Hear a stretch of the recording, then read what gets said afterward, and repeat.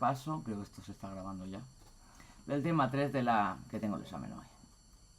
Tema 3, las personas con enfermedades generadoras de dependencia. Las enfermedades de la enfermedad y la dependencia. La salud es una condición necesaria para el desarrollo de nuestras vidas cotidianas. El trabajo, las tareas del hogar, el ocio, etc. La enfermedad puede ocasionar un nivel de dependencia que limite la realización de estas actividades. La salud y la enfermedad. La Organización Mundial de la Salud, la OMS, define la salud como un estado completo de bienestar físico, mental y social. Y no solo la ausencia de afecciones o enfermedades. El enfoque de la salud parte del modelo biopsicosocial. La entiende en su triple dimensión, física o biológica, psíquica y social. En la misma línea se considera la enfermedad como la pérdida transitoria o permanente del bienestar físico, psíquico, social. Me pica la nariz y esto que estornudo. Definiciones que los conceptos de salud y enfermedad se complementan. Que salud y enfermedad se presentan en distintos grados, según las circunstancias de cada persona. La mayoría de las personas nos encontramos en el tramo medio de este conjunto continuo y vamos buscando hacia uno u otro extremo en función de nuestro estado biosocial. A ver, los determinantes de salud. Se denominan determinantes de salud los factores que, interaccionando en diferentes niveles de organización, determinan el estado de salud de una población. Estos factores son los siguientes. El medio ambiente incluye todos los elementos del medio físico, como es la contaminación ambiental, etcétera, etcétera. La social, entorno social y cultural. Y el económico, recursos económicos. La biología humana. El ser humano recibe, por herencia biológica, una dotación genética que condiciona su constitución y que afectará decisivamente a su salud individual. El estado de vida se traduce en el comportamiento que las personas adoptan y desarrollan para satisfacer sus necesidades. Incluye aspectos como la actividad física, la alimentación, el consumo de sustancias, etc. Es el determinante más modificable, es decir, en el que más podemos incidir mediante actividades de promoción y prevención de salud. El sistema de atención sanitaria se refiere a los recursos sanitarios o asistenciales que el Estado pone a nuestra disposición de la población. Acceso al sistema de salud, calidad de la atención, instalaciones, personal sanitario, investigación médica, etcétera, etcétera. La relación entre enfermedad y dependencia suele ser un factor desencadenante de dependencia. En muchos casos disminuye la capacidad de la persona para llevar a cabo las actividades de la vida diaria. Esto es muy evidente en personas mayores. Infancia, adolescencia o adultez puede afectar a cualquier persona y condicionar la vida de la persona que la padece y la de su familia de manera muy diversas según la enfermedad que se trate y la intensidad de su afección. Enfermedades agudas, enfermedades crónicas y enfermedades terminales. Las causas de las enfermedades. Traumática. La causan lesiones o fracturas, como rotura de ligamentos, una fractura de hueso o una herida en la piel, etc., como los cortes. Tóxica. Es consecuencia de la inhalación, de la ingestión de sustancias perjudiciales para el organismo, como son las drogas, el alcohol, etc., etc. Infecciosas.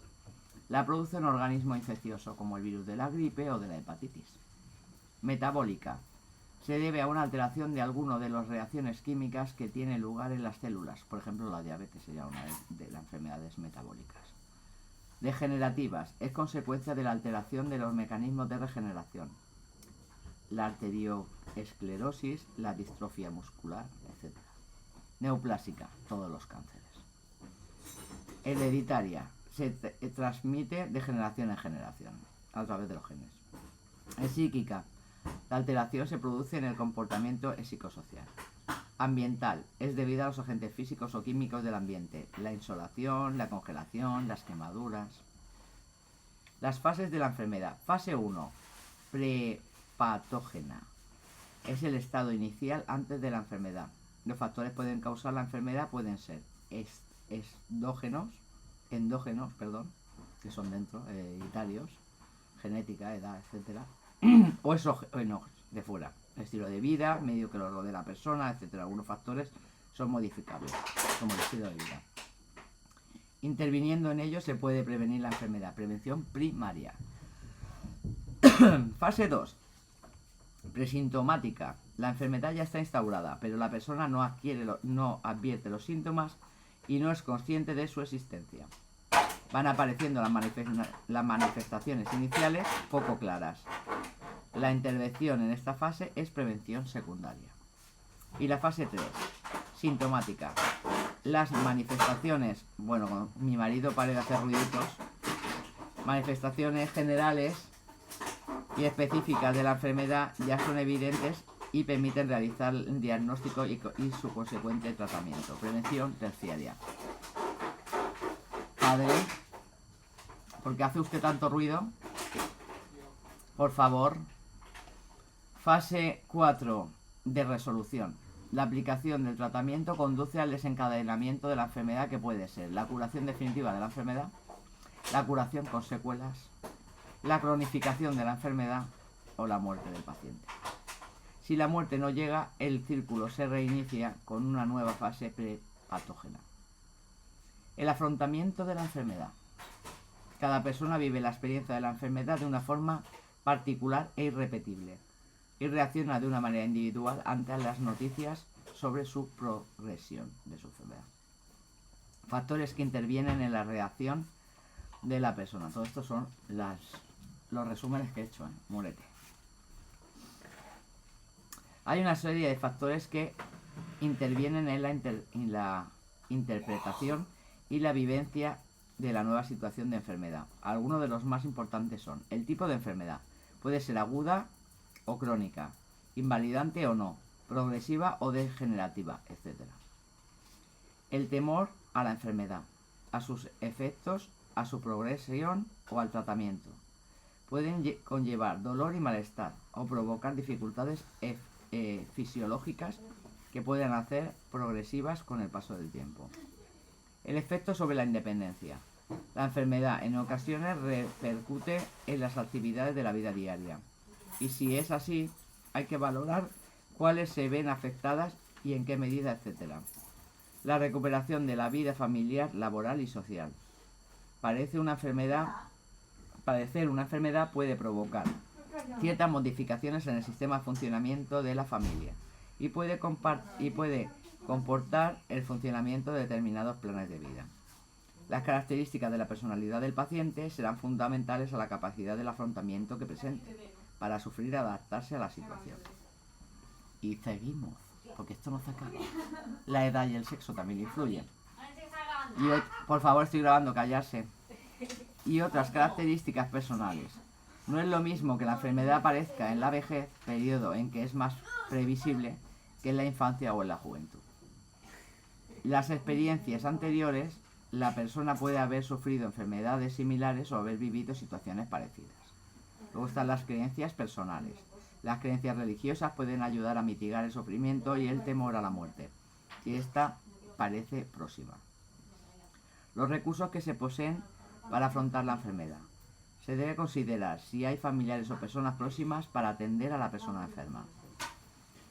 Las ideas acerca de la enfermedad en el entorno. Es determinante saber cómo se concibe la enfermedad en el entorno próximo o en la sociedad, porque hay enfermedades que no están bien vistas. La reacción ante la enfermedad. Provocará reacciones emocionales y conductuales en la persona. Más habituales son las siguientes. Negación y frustración.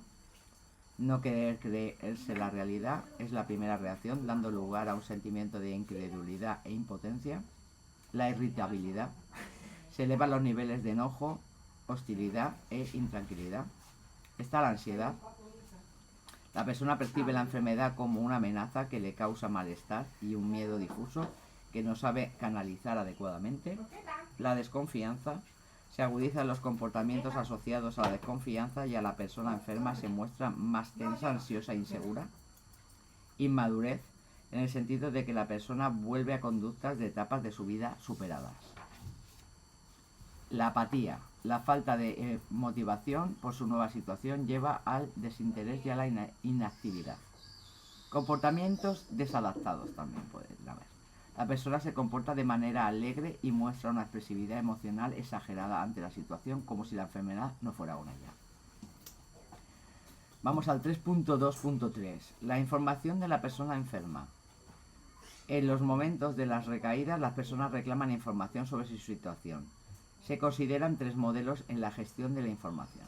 Está la ocultación de información, que es la reacción de carácter paternalista. Actualmente no es un modelo válido.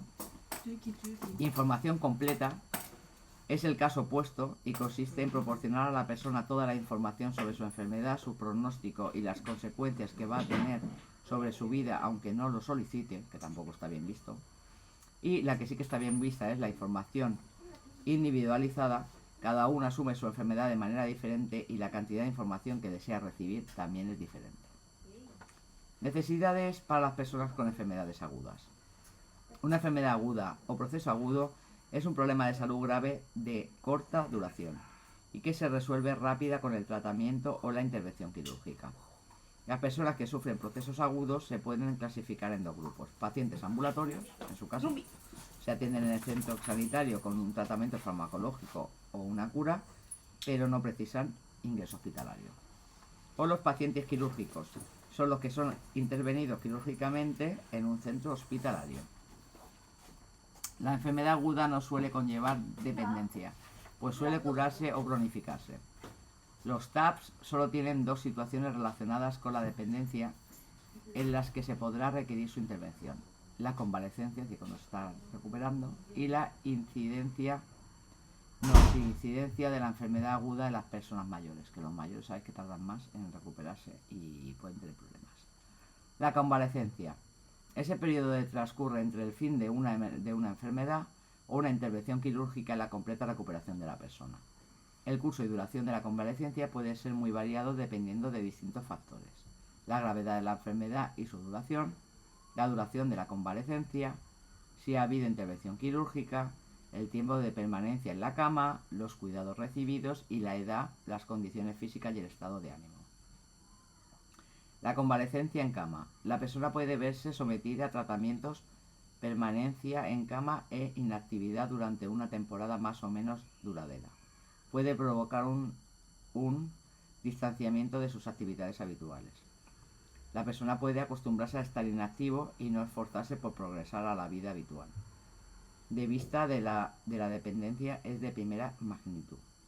Por el contrario, la persona puede experimentar una gran ansiedad por reintegrarse a sus actividades cotidianas. Pueden generar problemas de ansiedad que pueden afectar negativamente a su recuperación. El encamamiento requerirá la prestación de apoyos para la realización de actividades básicas, en grado diferente según la capacidad de ayuda que retenga la persona. Ay, me estoy quedando sin saliva, tengo la boca seca. Tener en cuenta: es muy importante la actuación de la persona cuidadora para fomentar la autoconfianza, el deseo de recobrar la normalidad, el optimismo, etc. La convalecencia en el entorno familiar. La recuperación es más rápida y menos traumática cuando tiene lugar en el entorno familiar, el espacio donde está y se desarrolla naturalmente. Normas o indicaciones que siempre deben seguir. Acatar las instrucciones médicas en lo concerniente a la alimentación, movilidad, descanso, etc. Respetar los ritmos de la persona convaleciente. Seguir escrupulosamente la administración de los medicamentos prescritos. Evitar su abuso o el abandono del tratamiento. Mostrar confianza en la recuperación de la persona convaleciente. En cualquier caso, evitar tanto el pesimismo como la excesiva ansiedad por la recuperación. Fomentar la autonomía de la persona convaleciente, animándola a mejorar y graduando de manera decreciente las ayudas. Proporcionarle distracciones para combatir el aburrimiento. Conversar con ella. Ponerle programas de radio, de serie, televisión preferidos. Proporcionarle la prensa o las lecturas que le gusten, etc. La enfermedad aguda en las personas mayores. Es temporal y suele concluir con el completo restablecimiento de la salud. En la vejez puede tener peor pronóstico, pues las personas son mucho más frágiles y vulnerables. Pueden convertirse en el desencadenamiento de la pérdida de independencia. Cualquier proceso agudo se puede presentar como deterioro del estado funcional. El retorno a la normalidad, si se consigue, es lento. En las personas mayores, la adopción de medidas preventivas y por tanto deberemos promoverlas para que se recuperen antes. Tenlo en cuenta. Recomendaciones para que las personas mayores puedan prevenir la enfermedad y la dependencia. Abandono del tabaco y moderación de la ingesta de alcohol. Práctica regular de ejercicio físico, especialmente para trabajar la movilidad. Seguimiento de una dieta adecuada para sus necesidades nutricionales. Adopción de medidas para evitar accidentes, caídas, lesiones en la piel, especialmente en el entorno doméstico. Cumplimiento estricto de los tratamientos médicos prescritos. Revisión médica periódica del estado de salud, especialmente del estado sensorial, visión y audición. La dentadura. La presión arterial y en circunstancias particulares la glucemia.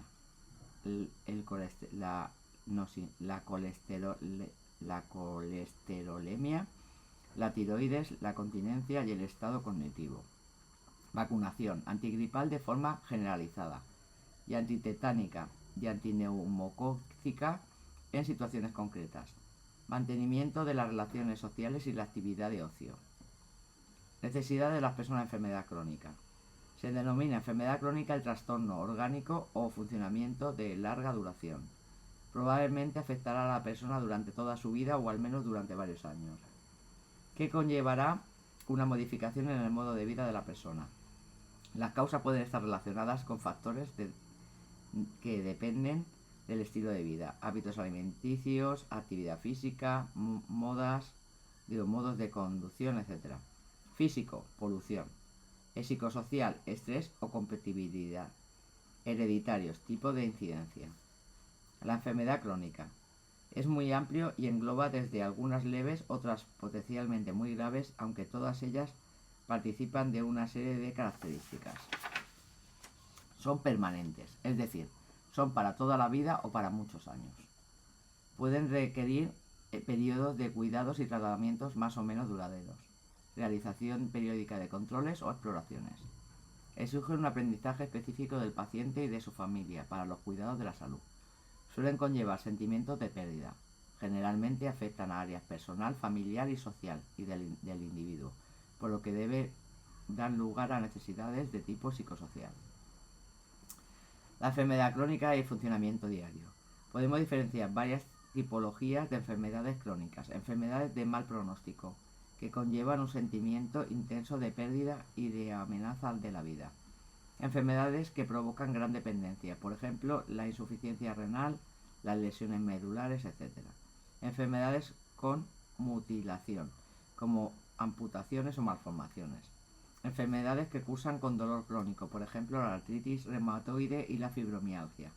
Enfermedades que precisan modificaciones en el estilo de vida para su evolución favorable. Enfermedades cardiovasculares, hipertensión, cardiopatías, etc. Enfermedades metabólicas, diabetes, obesidad, etc. Enfermedades respiratorias, el asma, el EPOC. Algunas enfermedades no son degenerativas, o lo hacen muy lentamente, otras son degenerativas directamente. Algunas tienen un deterioro progresivo de la función, sus manifestaciones son cada vez más severas e incapacitantes. La artrosis, el Parkinson, el Alzheimer, la distrofia muscular, el SIDA y la esclerosis múltiple, entre muchas otras, claro.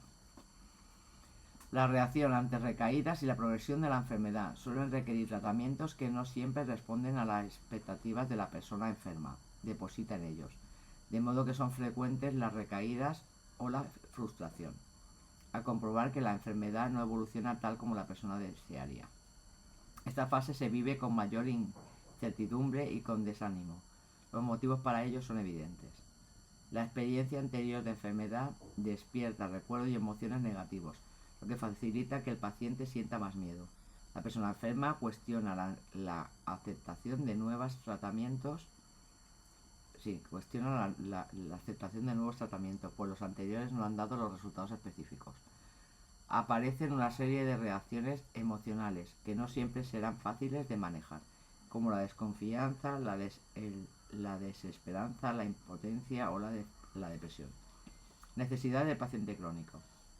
Ya hemos indicado que la aparición de un proceso crónico implica cambios en todas las dimensiones de la persona enferma. Área personal, área familiar, área social.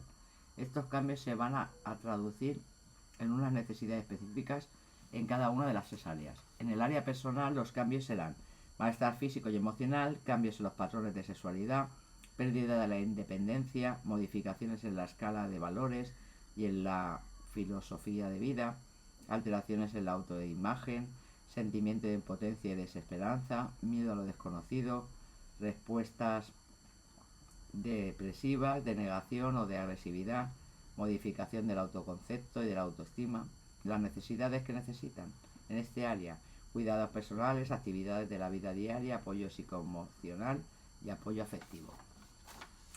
En el área familiar los cambios podrían ser pérdida del rol del enfermo, cambio en el rol de los demás miembros de la familia, separación del entorno familiar, problemas de comunicación con la familia, y las necesidades serían capacitación familiar y de cuidadores, grupos de apoyo e intervención en familias. Y el área social, los cambios serían cambio de pérdida del estatus social, de la pérdida o cambio de trabajo, aislamiento social, cambio en el nivel socioeconómico, cambio en la utilización del tiempo libre, y lo que necesitan son integración sociolaboral, comunitaria e integración en el ocio. La atención del paciente crónico será individualizada en función de sus necesidades específicas. Valoración inicial previa. Se considera que una valoración previa son las enfermedades, la enfermedad, tipo de enfermedad, manifestación, si es degenerativa o no, afectación funcional, etc. La recuperación de la persona es en el aspecto funcional, físico o psicoemocional. Los recursos personales, la capacidad de adaptarse a la nueva situación y de enfrentarse a ella de una manera activa y positiva. Viene determinada por los recursos de afrontamiento de la persona. Las limitaciones para afrontar la enfermedad incluyen la consideración del entorno, aislamiento social, voluntario o involuntario y falta de conocimientos. La red de apoyos. Deben valorarse los recursos de apoyo naturales, familia, amistades, vecindario, etc. y organizados, voluntarios y servicios sociales, con los que se puede contar para que la persona enferma reciba ayuda.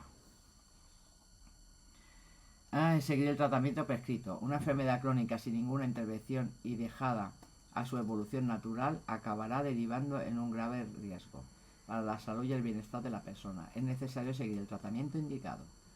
Se orientará en varias fuentes, siendo un orden progresivo. Primer objetivo. Consistirá en tratar y curar la propia enfermedad o los efectos derivados de ella. Si lo anterior no es posible, se orientará a evitar que la enfermedad progrese. En cualquier caso, se mantendrá como objetivo la mejora de la calidad de vida de la persona, lo más normalizada posible. La promoción del autocuidado. Las enfermedades crónicas, si la persona desarrolla un autocuidado adecuado, puede disfrutar de altos niveles de autonomía y un buen nivel de calidad de vida. El objetivo prioritario de la atención a personas con enfermedades crónicas se centra en el tratamiento altere lo menos posible su vida, para lo cual será fundamental que aprendan técnicas de autocuidado. La educación en el autocuidado proporcionará innumerables ventajas. Supone toma de conciencia de la salud, la adquisición de hábitos sanitarios y personales adecuados. Mejora sus conocimientos sobre la enfermedad y se capacita en la vigilancia de su tratamiento. Disminuye las visitas extrahospitalarias, servicios de urgencias y también ingresos hospitalarios. Para el tratamiento altere lo menos posible su vida, la persona con una enfermedad crónica deberá adquirir técnicas de autocuidado. Necesidades para las personas en enfermedad terminal. Es una enfermedad progresiva que se ha diagnosticado como incurable y en la que se prevé la muerte en un plazo cercano. La enfermedad terminal. Identifica una serie de características que definen la enfermedad terminal. Punto 1. la existencia de una enfermedad avanzada, incurable y progresiva, sin posibilidad razonable de respuesta al tratamiento específico. Punto 2. Un pronóstico de vida limitado. Punto 3. La presencia varios síntomas, además son cambiantes y a menudo intensos y afectan la calidad de vida de la persona. Punto 4. Un gran impacto emocional sobre la persona enferma y sus familiares. Punto 5. La presencia de la muerte como elemento importante. Punto 6. Alta demanda, elevado de recursos sociosanitarios. Etapas. Fase terminal. El pronóstico es de meses. Fase preagónica. El pronóstico es de semanas. Fase agónica. El proceso es de días u horas. La agonía es la situación que procede a la muerte cuando ésta se produce de forma gradual. Conlleva deterioro físico intenso, debilidad extrema, alta frecuencia de trastornos cognitivos y de la conciencia, dificultad de relación e ingesta de alimentos y pronóstico de vida de horas o días. Reacciones ante la enfermedad terminal.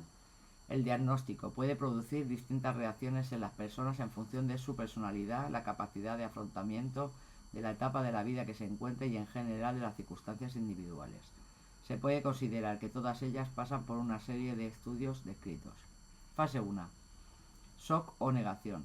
Tras el impacto psicológico de la noticia, lo habitual es que el mecanismo de negación, esto no me está pasando a mí, puede que el paciente no pase de esta fase. Busque de unos profesionales a otros una búsqueda incansable que confirma un error. En la mayoría de casos, sin embargo, es una fase transitoria. Fase 2. Ira. Conoce la realidad, pero no la acepta. ¿Por qué a mí? Con frecuencia desplaza su ira a los profesionales sanitarios y al sistema. Fase 3. Negación. Empieza a aceptar la realidad y busca una manera de retrasar los hechos mediante promesas diversas, generalmente a un ente superior como a Dios o al destino. Solo déjame vivir para... daría cualquier cosa por... Fase 4. Depresión. Cuando fracasa lo anterior, se hace evidente la realidad. La persona puede caer en un estado de depresión grave. Estoy muy triste. ¿Cuál es el sentido de esto? Momento que siente el dolor de la separación definitiva. Quiere aislarse. Dificulta la convivencia y rechaza los tratamientos y cuidados. Fase 5. Aceptación. Acepta el estado inevitable de su enfermedad e intenta comprender el periodo en el que se está enfrentando. Voy a estar bien, necesito seguir adelante. No hay negación, ni odio, ni enojo, ni depresión. Necesidades del paciente terminal son las siguientes. Necesidades de información. La información que se les debe proporcionar respecto a su estado y evolución se tiene que dar de manera lenta y controlada hasta donde la persona desee saber o sea capaz de soportar. Necesidad de cuidados físicos. Se priorizan los cuidados paliativos, destinados a aliviar el dolor y el sufrimiento. Necesidades de apoyo psicológico y espiritual. Requiere un clima de serenidad, disponibilidad, de aceptación de su situación y del conjunto de su vida. Necesidad de comunicación. En ningún caso hay que descuidar la comunicación con la persona enferma. Comunicarse a través de los canales habituales, como hablar y todo eso. Y también los no verbales. Apretarle la mano, una caricia en la cara, una sonrisa reconfortable. Los cuidados paliativos. Encaminados a conseguir que la persona tenga una muerte digna, libre de sufrimientos físicos y psíquicos, causados por el dolor u otros síntomas acompañantes. Manifestaciones de la enfermedad. Mantener una vigilancia general. Aliviar o evitar el dolor. Promover la comodidad física y espiritual de la persona enferma. Mantener la vía aérea permeable. Nutrir adecuadamente al paciente. Mantener la integridad de su piel. Satisfacer sus necesidades de eliminación. Mantener su temperatura y evitar la aparición de infecciones. El duelo. Es el conjunto de respuestas que aparecen tras la pérdida de un ser querido y dura hasta que recobra su equilibrio. Fases del duelo. Fase 1. Aturdimiento. Produce una reacción de shock inicial cuya duración varía entre unas horas y unas semanas. Supone en realidad un mecanismo de defensa. Fase 2. Tristeza intensa. Episodios de inquietud, cólera, ansiedad, acusaciones y sentimiento de culpabilidad suelen superarse en pocas semanas. Fase 3. Desorganización. Se toma conciencia de la pérdida, pero aparecen momentos de depresión, que poco a poco van siendo menos frecuentes, duran unos meses. Fase 4. Reorganización. La recuperación satisfactoria del duelo. Se asume la pérdida y se replantea la nueva situación de cara al futuro. Todo este proceso suele durar entre 6 meses y 2 años, pero la parte más dolorosa dura entre 10 y 15 días. Duelo patológico. Cuando su duración o su intensidad son anormales y por tanto los efectos del duelo no han sido vividos o no han finalizado. Sería crónico cuando se prolongue excesivamente, no se consiga asumir la pérdida y aparezcan conductas desadaptativas. Será exagerado cuando conlleve una relación emocional tan intensa que puede acabar en depresión grave e incluso en adicción a sustancias tóxicas. Y falta de duelo. Situaciones que mantengan una vida normal y no muestren ninguna reacción emocional visible. Factores que influyen en la elaboración del duelo. Características de la persona fallecida. Edad, sexo, personalidad, papel que ejercía en la familia, etc. Características que han rodeado la pérdida. Causa, evolución y duración, grado de sufrimiento, etc. Aspecto psicosocial de la persona doliente. Situación económica o sociolaboral, obligaciones personales, por ejemplo, el cuidado de los niños, edad, estado de salud, creencias religiosas, duelos previos, cercanía, etc. La atención a las personas enfermas. La enfermedad implica una dificultad para mantener las actividades y responsabilidades habituales y afecta emocionalmente a la persona, lo que incide negativamente en su estado y de su recuperación. La relación de ayuda. Se entiende como la manera de desarrollar el acompañamiento, el cuidado y el apoyo a la persona enferma. Existen 3 actitudes básicas para prestar atención de ayuda. Empatía. Capacidad para comprender las emociones, los sentimientos, las vivencias y los pensamientos de los demás. Autenticidad. Consiste en la congruencia entre lo que se hace y lo que se siente. Implica actuar con sinceridad. Suele ser detectable y llevará a la persona enferma a perder nuestra confianza si no lo haces bien. Claro. Le estás diciendo una cosa y estás haciendo otra. Aceptación. No juzgar a la persona enferma y admitirla de forma incondicional. Estas actitudes se concretan en habilidades como la escucha activa, actitud que se manifiesta en la atención, el interés y la comprensión con señales verbales, preguntas, resumir lo que has oído, como no verbales, mirar a los ojos, asentir, utilizar la expresión facial, etc. Actitudes empáticas, en comprender lo que la persona vive y el significado de su enfermedad tiene para ella. Y la última parte, la paciencia. Poner en práctica estas habilidades en ocasiones será necesario tener grandes dosis de paciencia, especialmente en alteraciones de conducta y cambios de estado de ánimo. Tenlo en cuenta. Trato con persona enferma, Demuéstrale interés y cercanía y facilítale la expresión de su estado de ánimo. Actitud de disponibilidad ante la aparición de sentimientos y pensamientos negativos. La creencia de que puede luchar contra la enfermedad y de que no debe permitir que ésta la tome el control de su vida. Animarla a expresarse y mantener hacia ella una actitud de escucha activa. Y hasta aquí el tema de hoy.